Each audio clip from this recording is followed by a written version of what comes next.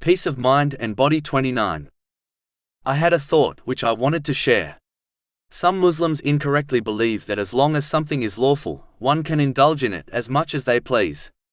This attitude contradicts Islamic teachings, as something being lawful does not mean one should indulge in it.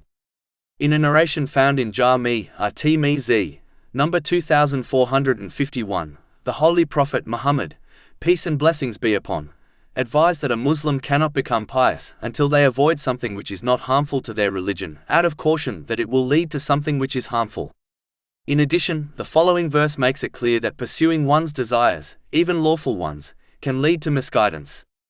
Chapter 38 Sa'd, verse 26. And do not follow your own desire, as it will lead you astray from the way of Allah.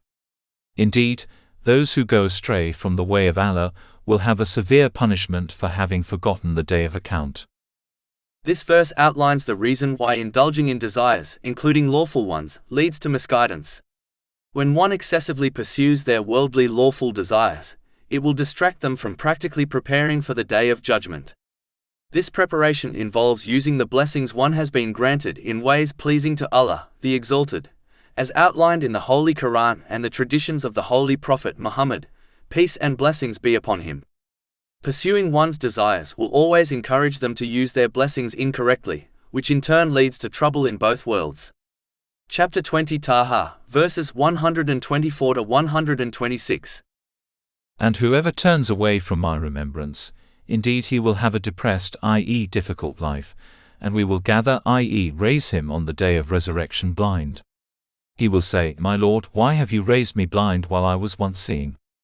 Allah will say, Thus did our signs come to you, and you forgot, i.e. disregarded them, and thus will you this day be forgotten.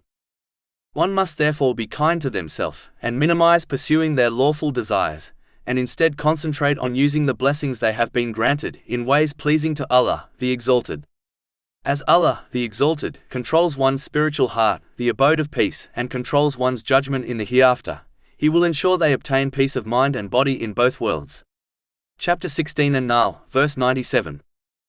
Whoever does righteousness, whether male or female, while he is a believer, we will surely cause him to live a good life, and we will surely give them their reward in the hereafter according to the best of what they used to do.